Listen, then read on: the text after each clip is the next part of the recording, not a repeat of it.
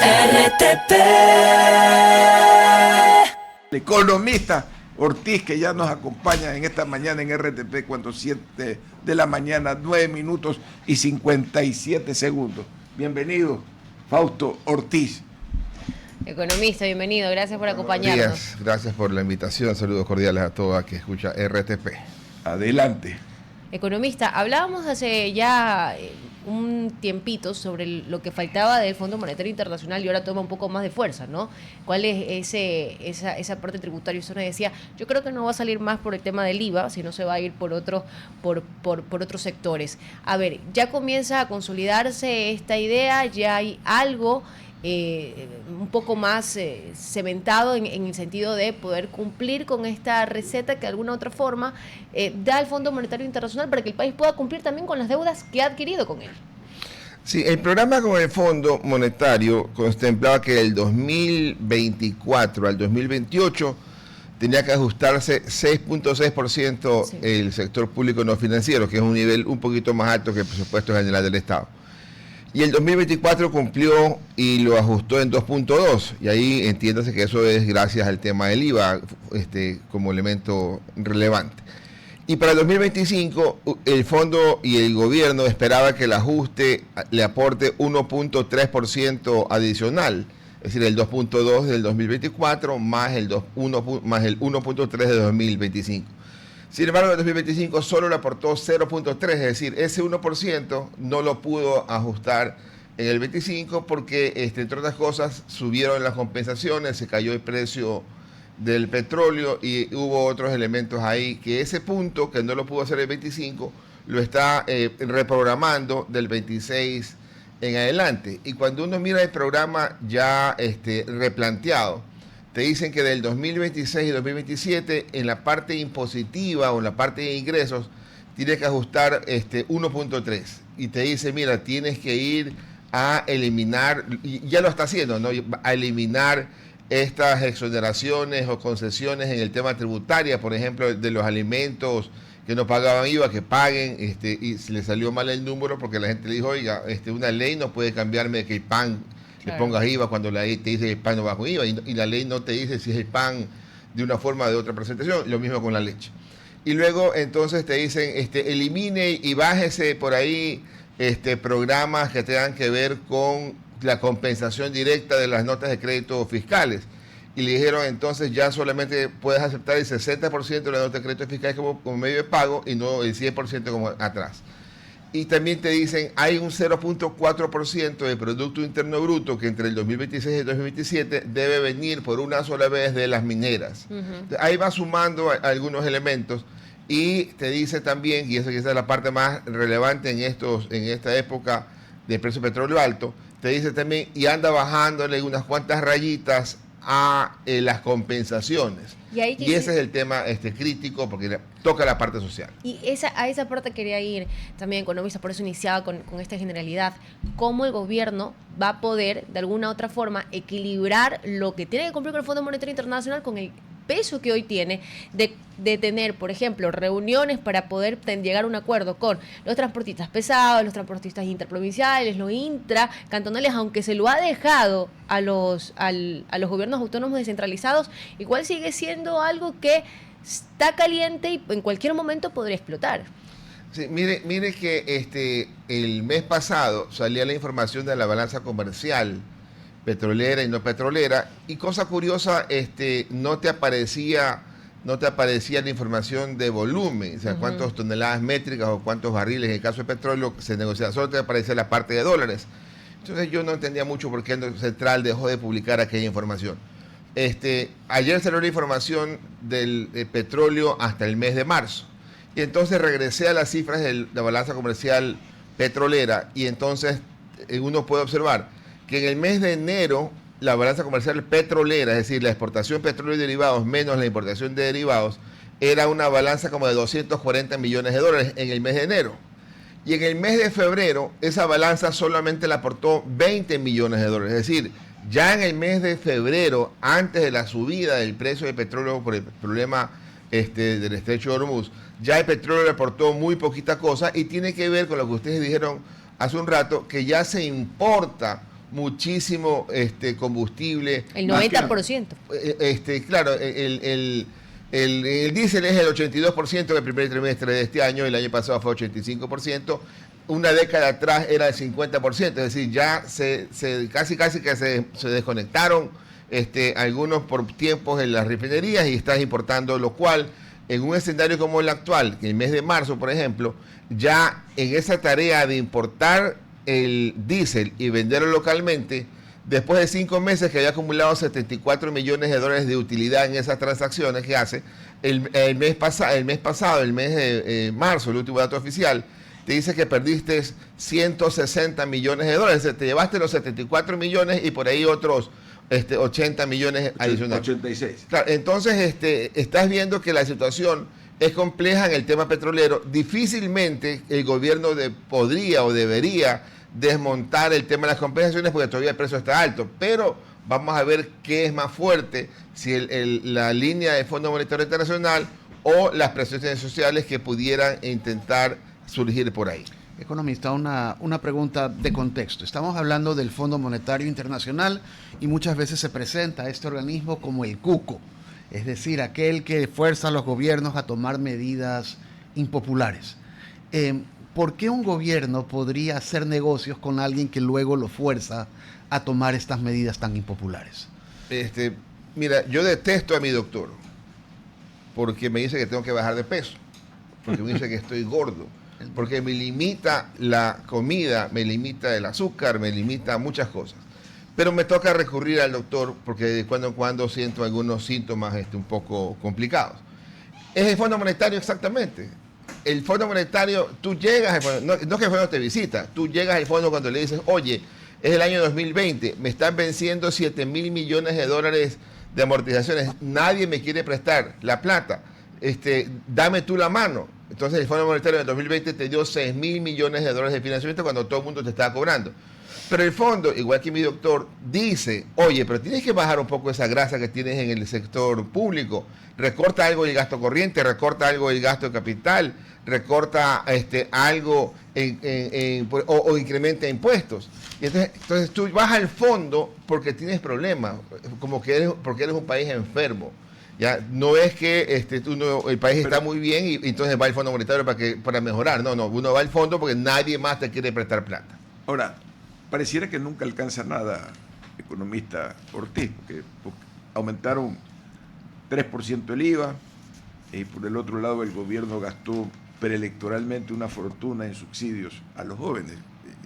Es decir, en alguna forma los gobiernos gobiernan para estar en desequilibrio.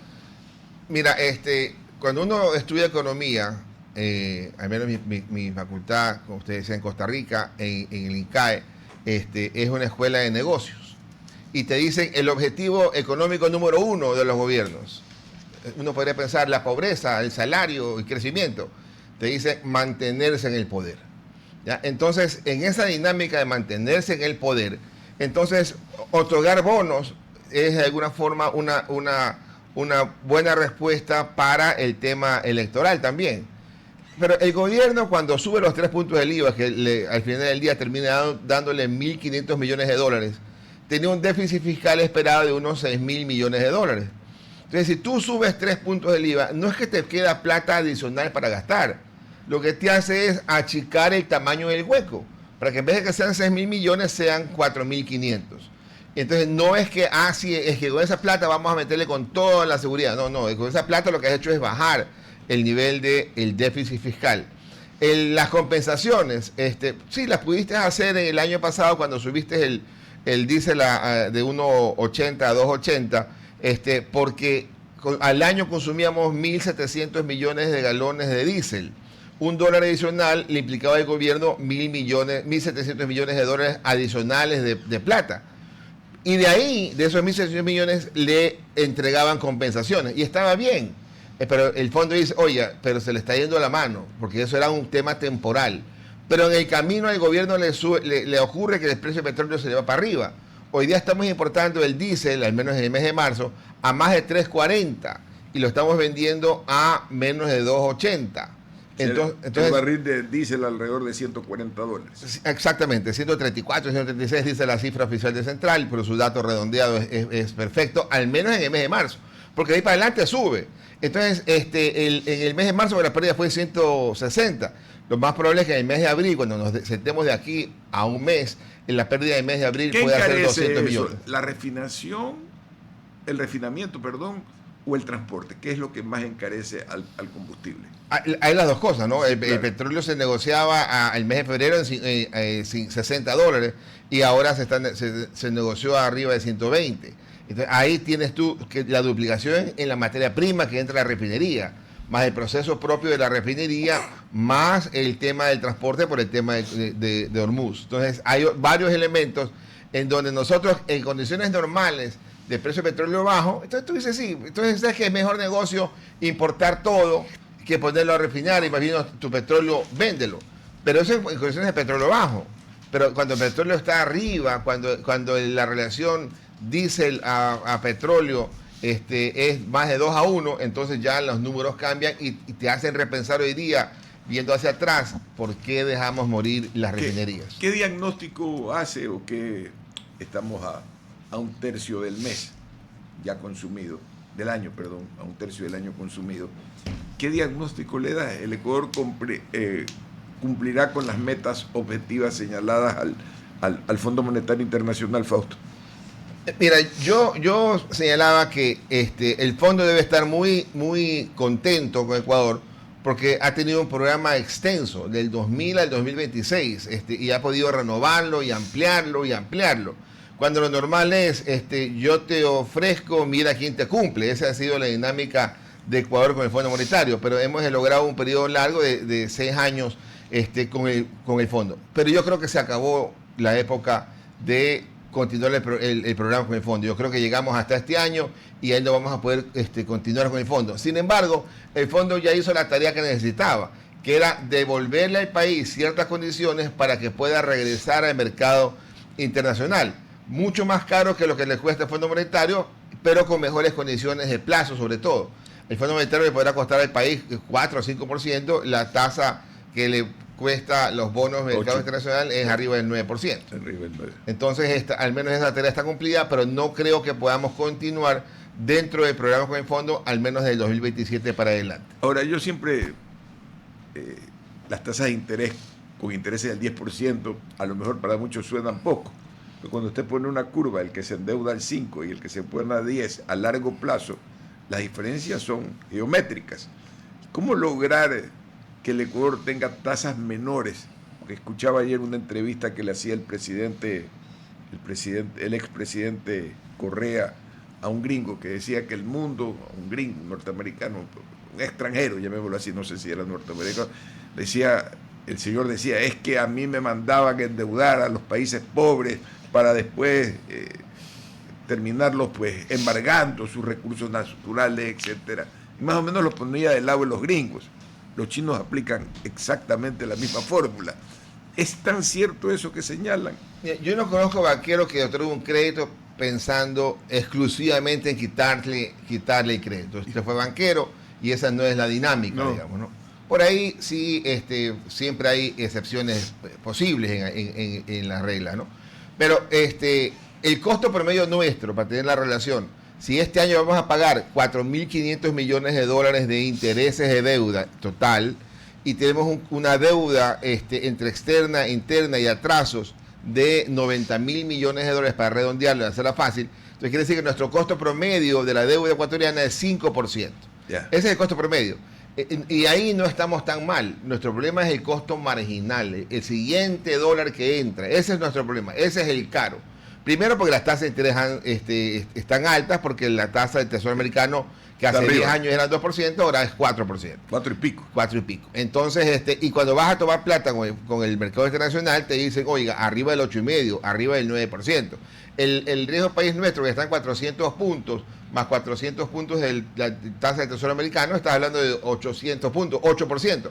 Pero eso es el promedio, y ese promedio también tiene sus valores más altos porque la tasa a 2034, 2040 es más alta que la tasa al 2030 o 35. Ahora, el mercado chino juega con las mismas reglas de la otra banca, es decir, esas tasas altas. ¿Cómo juega el mercado chino? El chino es sabido, digamos. El chino entiende la dinámica de Ecuador. El chino, el financista chino sabe que Ecuador está entre el primero y el segundo lugar a nivel mundial de no pagadores de deuda, digamos. Somos hacemos default extremo, digamos, ¿no? Por ahí nos peleamos con España y por ahí también creo que anda Venezuela y quizás también Argentina. Por ahí estamos Argentina encabezaba la lista y después venía el Ecuador en la última lista que por ahí estamos, ¿verdad? Entonces estamos Pero el per cápita, el Ecuador es uno de los países más endeudados del mundo, por persona. Sí, correcto. Pero entonces el chino entiende eso y el chino cuando le da financiamiento a Ecuador, le dice, te voy a poner ciertas condiciones. Y yo recuerdo claramente, yo ya había salido del gobierno, eso era fines del 2008, inicio del 2009, Correa decía, me va a tocar volver a conversar con el Fondo Monetario porque China se está poniendo más exigente que el mismo fondo, nos está pidiendo unas cosas que ni el fondo nos pide. Había esa declaración del presidente de la República. Y cuando analizabas, ¿qué te pidió China? Te pidió que entregues el petróleo o que uses el petróleo como si fuera garantía. Es decir, te doy plata, pero tú me prevendes petróleo. Te doy plata, pero yo te doy vendiendo el petróleo. Es decir, tomaba la garantía petrolera. Pero como no puedes dar la garantía, hacías una figura como si fuera garantía porque él te vendía el crudo. Entonces, el chino se protegió de mucha mejor manera que los tenedores de bonos, que es a sola palabra, a sola firma. Y por eso que hemos tenido una cantidad importante de no pagos, de defaults, con los bonos del Tesoro, los bonos de deuda externa y no con los bonos chinos.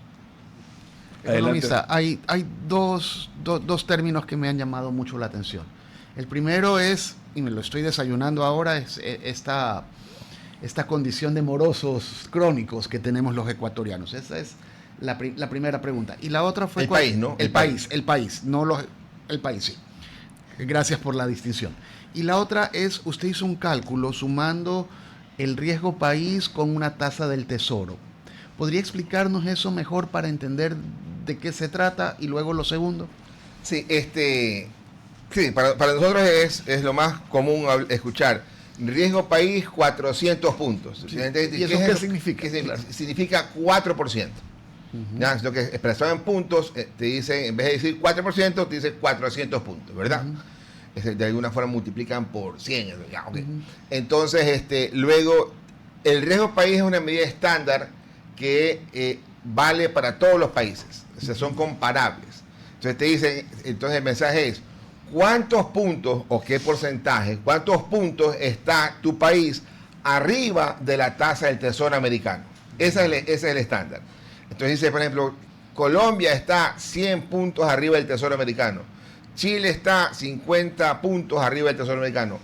Argentina está 800 puntos arriba del Tesoro americano. Entonces ya todo el mundo se mide con relación a esa vara. Entonces, la vara del Tesoro americano... ¿Cuál es el promedio regional de riesgo país? ¿Usted lo conoce? Si usted saca a Venezuela, quizás... Claro que es un poco alto. Si usted saca a Venezuela, quizás el riesgo país debe andar bordeando los 250 puntos, quizás por ahí. ¿Ya? Ahora, también hay que también hacer algún tipo de ponderaciones en el tamaño de los bonos. Es que nuestro país tiene apenas 5 o 6 bonos. Otros países tienen 10, 15 bonos, entonces las ponderaciones son distintas. Pero entonces el Tesoro americano, esa tasa del bono del Tesoro americano, que es un papel de 10 años, 20 años o 30 años, esa en los últimos 5 años ha pegado una subida importante. Adelante, Street. Economista, rápidamente, revisaba Diario Expreso y me llamó la atención algo, la dolarización, un sueño tentador en Venezuela, y aprovechando que Trump está tratando de convertir a Venezuela en su estado 51, quería consultarle qué tan fácil podrá hacer esta propuesta y qué tan viable es también para Venezuela. A ver, mira, en el tema de dolarización, Argentina hace lo correcto. Argentina no entra y dolariza de una, sino que organiza la parte fiscal. Porque es cierto que la dolarización cura un problema monetario, es la locura de imprimir y prestar el Banco Central emitiendo plata al Estado y que la inflación se desboque y también el tipo de cambio. Pero si no corriges el tema fiscal, el tema inflacionario es una solución, el tema de dolarización es un parche. ¿Ya? En el caso nuestro, Ecuador, lo hicimos en el año 2000 como solución extrema, ¿no? Porque ya la verdad que había que quitarle esa maquinita al Banco Central y lo hicimos de forma extrema, quitándole ese poder y restringiendo la parte monetaria, pero nos quedamos con el problema fiscal.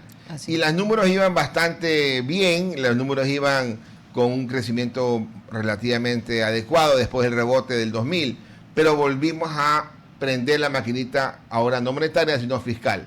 Entonces, en Argentina corrigen primero la parte fiscal y luego quizás puedan pensar o no en la parte cambiaria. El tema en Venezuela podría ser similar al ecuatoriano.